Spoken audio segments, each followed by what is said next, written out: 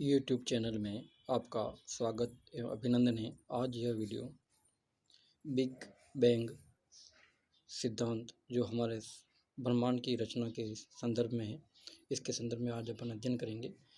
तो big bang सिद्धांत जो है सबको विदित हैं। यह आधुनिक सिद्धांत है जो पृथ्वी और ब्रह्मांड की उत्पत्ति के बारे में सर्वप्रमुख व्याख्या करने में सक्षम है। यह कल्पना करना भी बहुत मुश्किल है कि ब्रह्मांड कितना बड़ा हो सकता है। यह पहले वैज्ञानिक सोचते थे, किंतु ब्रह्मांड हमेशा से ही ऐसा रहा होगा, लेकिन संभव ऐसा नहीं था।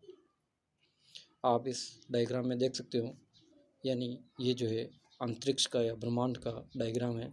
इस डायग्राम में अनेक छोटे बड़े तारे हैं और उनका अपना सौर परिवार है, जिसमें जैसा अपना जो सौर परिवार है जिसमें 8 ग्रह और अनेक उपग्रह हैं, उन सब का अध्ययन अपन जो इस सौर मंडल में अपने सौर मंडल के बारे में अध्ययन करते हैं। तो ब्रह्मांड की उत्पत्ति और विकास के बारे में जो ये सिद्धांत है बिग बैंग सिद्धांत, इसका प्रमुख अध्ययन आज अपन कर रहे हैं। तो इस सिद्धांत में आप देख सकते हो, यानी ये जो सूर्य जो है अपना जो सौर मंडल का जो केंद्र है, इस केंद्र के चारों ओर अनेक ग्रह और उपग्रह हैं। ऐसा ही ब्रह्मांड में अनेक सूर्य हैं जिनके अपने अपने सौर मंडल हैं। ब्रह्मांड के जन्म का जो सिद्धांत है जो बिग बैंग सिद्धांत, तो ब्रह्मांड का जन्म एक महाविस्फोट के कारण हुआ। बिग बैंग सिद्धांत के अनुसार क्या है, ब्रह्मांड का जो विकास जो हुआ है या जन्म जो हुआ है वो महाविस्फोट के कारण हुआ है। लगभग 12 से 14 अरब वर्ष पूर्व संपूर्ण ब्रह्मांड एक परमाणविक इकाई के रूप में अति संघनित कंप्रेस्ड था। उस समय समय और स्थान जैसी कोई वस्तु अस्तित्व में नहीं थी। लगभग 13.7 अरब वर्ष पूर्व इस महाविस्फोट से अत्यधिक ऊर्जा यानी एनर्जी का उत्सर्जन हुआ या रिलीज हुई, और हर 10 से 24 सेकंड में यह धमाका दोगुना बड़ा होता गया। यह ऊर्जा उतनी अधिक थी जिसके प्रभाव से आज तक ब्रह्मांड फैलता ही जा रहा है। इस धमाके के 3 लाख साल बाद पूरा ब्रह्मांड हाइड्रोजन और हीलियम गैस के बादलों से भर गया। इस धमाके के 3,80,000 साल बाद अंतरिक्ष में सिर्फ फोटोन ही रह गए। इन फोटोन से तारों और आकाशगंगाओं का जन्म हुआ और बाद में जाकर ग्रहों और हमारी पृथ्वी का जन्म हुआ। यही महाविस्फोट यानी बिग बैंग का जो सिद्धांत है, इस सिद्धांत में ये प्रमुख रूप से बताया गया है। महाविस्फोट का जो सिद्धांत जो है उसका प्रतिपादन किसने किया है, इसमें सबको ये जो ध्यान होना चाहिए, यानी जॉर्ज लेमेट्रे ने इस सिद्धांत का प्रतिपादन किया है। आधुनिक भौतिक शास्त्री जॉर्ज लेमेत्रे ने सन 1927 में सृष्टि की रचना के संदर्भ में महाविस्फोट यानी बिग बैंग थ्योरी का प्रतिपादन किया था। कब किया था? 1927 में। इस सिद्धांत के द्वारा उन्होंने दावा किया कि ब्रह्मांड सबसे पहले एक बहुत विशाल और भारी गोला था, जिसमें एक समय के बाद बहुत ज़बरदस्त धमाका हुआ। यानी ये क्या, ब्रह्मांड में बहुत विशाल और भारी गोला था। ब्रह्मांड में सबसे पहले जो दावा किया कि सबसे पहले एक बहुत विशाल और भारी गोला था, जिसमें एक समय के बाद बहुत ज़बरदस्त धमाका हुआ, और इस धमाके से होने वाले टुकड़ों ने अंतरिक्ष में जाकर धीरे धीरे तारों और ग्रहों का रूप लिया।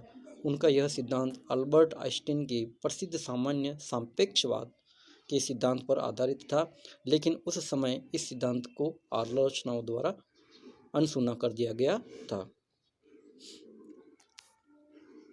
ये आप बिग बैंग सिद्धांत में बहुत बड़ा जो आप इसमें इन्होंने बताया विशाल भारी गोला जो था, उस गोले में आप देख सकते हो, और इन्हीं के महाविस्फोट से अनेक तारों और सूर्य, जिसमें अपन कह सकते हैं, और ग्रहों और उपग्रहों का निर्माण इसमें विस्फोट के कारण हुआ था।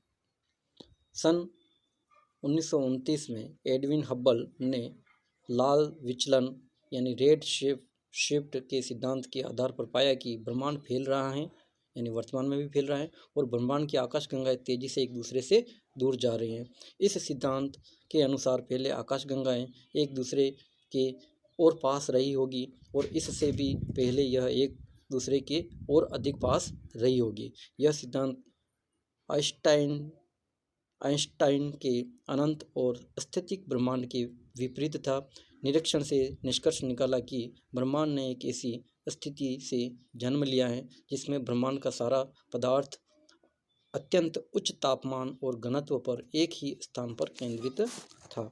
इस स्थिति को गुरुत्वाकर्षण अपूर्वता कहा गया है। दूसरी संभावना थी फ्रेड होयल का अस्थायी स्थिति मॉडल, यानी जिसमें दूर होती आकाशगंगाओं के बीच में हमेशा नए पदार्थों की उत्पत्ति का प्रतिपादन था। दूसरे शब्दों में आकाशगंगाएं एक दूसरे से दूर जाने पर जो खाली स्थान बनता है वहाँ पर नए पदार्थों का निर्माण होता है, यानी जहाँ पे खाली पदार्थ जो खाली स्थान जो बनता है वहाँ पे नए पदार्थों का निर्माण होता है। इस संभावना के अनुसार मोटे तौर पर ब्रह्मांड हर समय एक जैसा ही रहा है और रहेगा। होयल ही वह व्यक्ति थे जिन्होंने लेमेत्रे के महाविस्फोट सिद्धांत का मजाक उड़ाते हुए इसे बिग बैंग आइडिया का नाम दिया था। बिग बैंग आइडिया का नाम किन्होंने दिया था? लेमेत्रे के जो महाविस्फोट सिद्धांत का मजाक उड़ाते हुए होयल ने दिया था। ये आप इसमें देख सकते हो डायग्राम में, महाविस्फोट से किस प्रकार से जो अपने कब कितना सेकंड में कितने क्या जो हुआ है इस डायग्राम में आप देख सकते हो। यानी 10 की घात -32 सेकंड में जो है कॉस्मिक इन्फ्लेक्शन एंड्स, जो इस प्रकार से ये आप साइंस की भाषा है। आपको जहाँ तक मुझे आभासी ये अपने आर्ट्स की दृष्टि से इसमें समझने में काफ़ी दिक्कत आती है। काफ़ी समय तक वैज्ञानिक इन दोनों ही सिद्धांतों के बीच विभाजित रहे, लेकिन समय के साथ वैज्ञानिक प्रयोगों और निरीक्षणों से महाविस्फोट के सिद्धांतों को बल मिलता गया। यानी उस समय इसमें काफ़ी आलोचना हुई इसकी, लेकिन बाद में क्या है वैज्ञानिक परीक्षणों और प्रयोगों से इस सिद्धांत को बल मिलता गया। 1965 में के बाद ब्रह्मांडीय सूक्ष्म तरंग विकिरण यानी कॉस्मिक माइक्रोवेव रेडिएशन की खोज के बाद इस सिद्धांत को सबसे ज़्यादा मान्य सिद्धांत का दर्जा मिल गया, यानी 1965 के बाद। ठीक है, ब्रह्मांडीय सूक्ष्म तरंग विकिरण यानी कॉस्मिक माइक्रोवेव रेडिएशन की खोज के बाद सबसे ज़्यादा मान्य सिद्धांत का दर्जा मिल गया। वर्तमान में खगोल विज्ञान का हर नियम इसी सिद्धांत पर आधारित है और इसी सिद्धांत का विस्तार है। ठीक है, तो ये जो है इस सिद्धांत में मुख्य रूप से बताया गया है। आपको अच्छे से इस सिद्धांत को अपने को देखना है और इसका समय समय पर अध्ययन करते रहना है कि यानी ब्रह्मांड में जो है ब्रह्मांड का जो विस्तार किस प्रकार से हुआ है या इनकी उत्पत्ति किस प्रकार से हुई, महाविस्फोट के सिद्धांत के बारे में इस सिद्धांत में मुख्य रूप से बताया गया है। जो अपने को PDF जो है आपको देख लेनी है इसको और अपने नोटबुक में ज़रूर इसको उतारना है। धन्यवाद।